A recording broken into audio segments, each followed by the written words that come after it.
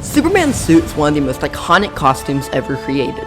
However, over the years we have gotten a multitude of live-action outfits for the Man of Steel.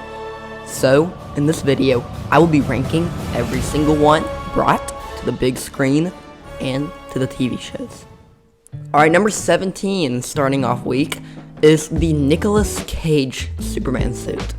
For those of you who don't know, because not a lot of people went to see this movie, in The Flash, there's the scene where there's a lot of cameos from these actors, and one of them is Nicolas Cage, who was supposed to have a Superman movie that was under production, but then it never got made.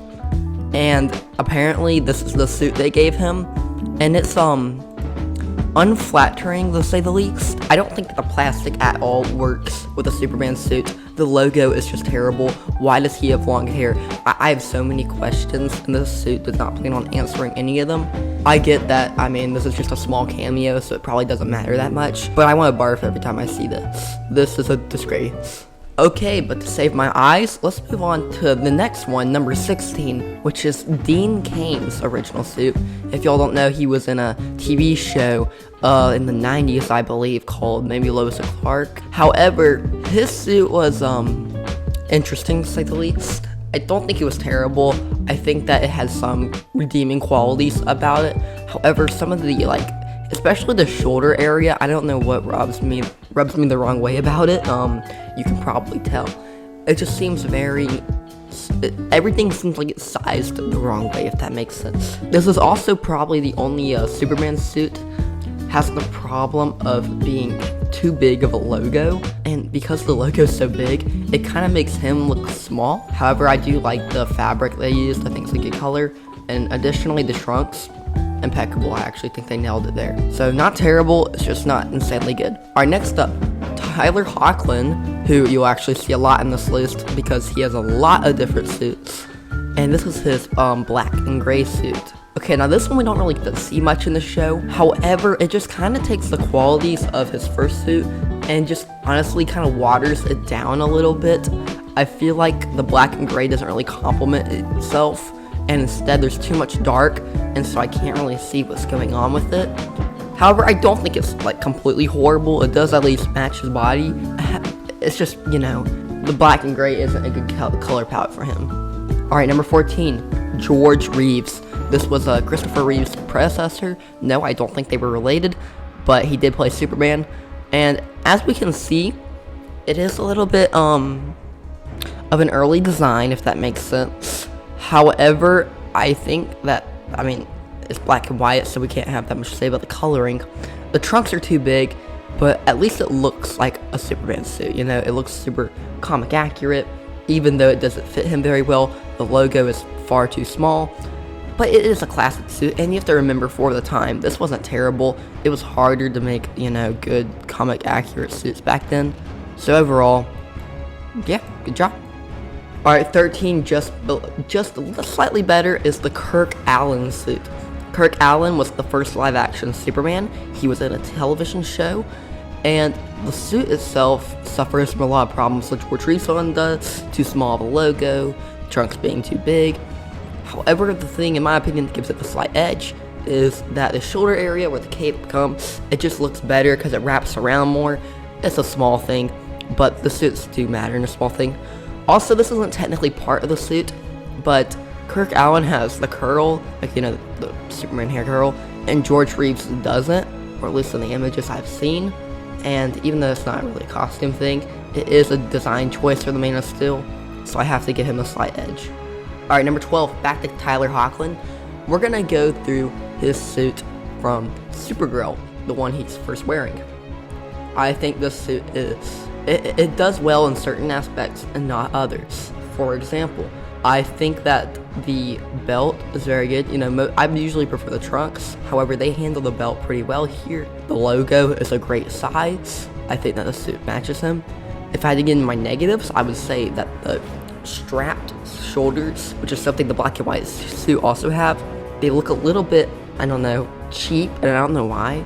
And also the coloring of the suit just throws me off a little. It feels like they couldn't decide if they wanted to go bright or dark, and so they just kind of landed somewhere in the middle. However, overall, I mean, those are small critiques. I think the suit is the first suit that's like really good, and I'd be happy with if we got it in a Superman movie. Alright, number 11, the Henry Cavill Batman v Superman suit. This suit is very similar to the Man of Steel one. However, its biggest issue is that they tried to make it a little too bright, in my opinion. They added that extra like muscle coloring to have them pop out more, which is something they didn't need to do. It was fine on the original suit, and because of it, it just makes this new one look like a toy almost, like he's literally wearing a toy costume. I understand that he is wearing a muscle suit under that. They had to somehow show he has muscle, but I really wish they had given Henry Cavill at least once the skin tight fabric, because I mean, that dude is shredded. He doesn't need fake muscle. However, I do like this suit. I love the alien aesthetic, which I'll get more into in the Man of Steel. I just think they tried to saturate it more, but failed. Alright, number 10 and 9 are tied in my opinion, and that is the Tom Welling and Brandon Routh suit. I say that because they're both extremely similar to each other. Now, I actually am a huge defender of this suit. I love the coloring. I like how skin tight it is. The cape is a little bit small, but honestly, I don't think that's that big of a problem, and we haven't seen as many Supermen with that, so it's cool to spice it up a little bit. Overall, certain things are just too small in my opinion, like the logo, the trunks. However, that belt design is actually really good. I hope that more Supermen take a liking to that. I love the S implanted there. Overall, it's pretty basic, but it's good. The only thing that makes it a little like weird to the eyes, I guess, is that the shoulder area, the cape kind of falls back a lot more, so it looks like there's nothing going on like in the upper region. Overall though, great suit. Alright, number 8 is the Man of Steel Henry Cavill Superman suit. I think this suit, while it strays probably the furthest from comic accuracy, it works for what it was supposed to be. It was supposed to be this alien war suit from Krypton, and it looks like that. It has alien tech. It just, even the way it's designed, the crest, I mean, I think the suit, for what it was, is incredible. It matches the film so well, which is, I mean, honestly, all you can really ask. I mean, the only reason it's not at number 1 is because I tend to favor the more comic accurate regular suit, and this doesn't feel like a suit that you could see, like, you know, Superman rescuing a cat out of a tree from. This feels like he'd be fighting aliens, which is what he does in the movie. So that's fair. Cool suit, but I talked about this earlier in the BVS suit. It doesn't always complement Henry Cavill's figure. Still, awesome suit. Alright, number 7, I'm giving this one the benefit of the doubt slightly, but the David Corenswet Superman suit. Not gonna lie, when they released that first image, I was excited. I was like, oh my goodness, it's a Superman suit. Look, the logo is huge. He's got the trunks, he's got the boots. And then I slowly started to dislike it more.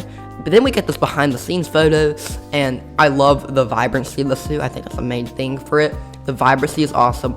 The trunks and the crest, perfect.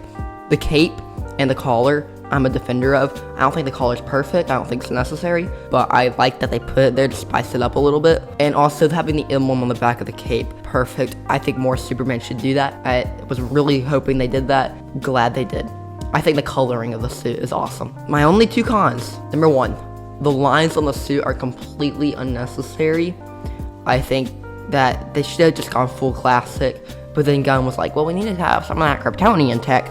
But no, Henry Cavill already did that. You don't need to live up to that memo. So slightly disappointed me there. And secondly, though, this is a much bigger thing for me. It's not skin tight. You can see him walking around, and just in some shots, it just kind of looks bad, you know. I still think this will be one of the best Superman movies ever. The suit, however, is not the best one they've ever made. And people have said, what if he gets a new suit by the end of the movie? I don't think James Gunn will do that. I think he's defended this one too much to do that. However, I would not be against that. I'd be very open arms. Alright, number 6. And this is the Tyler Hoechlin classic Superman and Lois suit. I think this one is a fine line between the classic suit and the Henry Cavill one, to where when you look at it, you're like, oh yeah, that's Superman. But at the same time, there's certain parts of it that are different and that are unique. I think the crest is still a little too small. However, the rest I think is great. I don't know what to say. I really like that suit. Alright, number 5 is the Henry Cavill black and white suit. I think just the way it comes out in the film, where he, like, you know, puts it on, you know, and he flies outside. Like, this suit was so aura farming, if that makes sense. I hate to use those words in that order, but it was. It was incredible to see just him flying around. I think they perfected the black and white. However, it is still black and white. I can't really give it super high, you know. Superman's not supposed to be wearing a black and white suit. Overall, though, incredible job. All right, number 4 is the suit that Tyler Hoechlin wears, and I haven't seen the show. I know, sue me. But I think in the first season, and if he doesn't wear it in the first season, he at least wears it in the intro. And it's that suit he wears when, you know, he gives the kid his hat back. This suit is just awesome, okay? The emblem, I know it's not the classic emblem, but I love the coloring of it. The skin type is absolutely incredible. The cape flapping is perfect. The trunks are the great size. This suit was just so darn good. Only thing that was might be slightly weird is the color they chose for the blue part is a little too, like, greenish. However, that's a small nitpick. We're getting into the zone, guys, to where I don't have much to say about these suits other than they're awesome. So let's move on to number 3.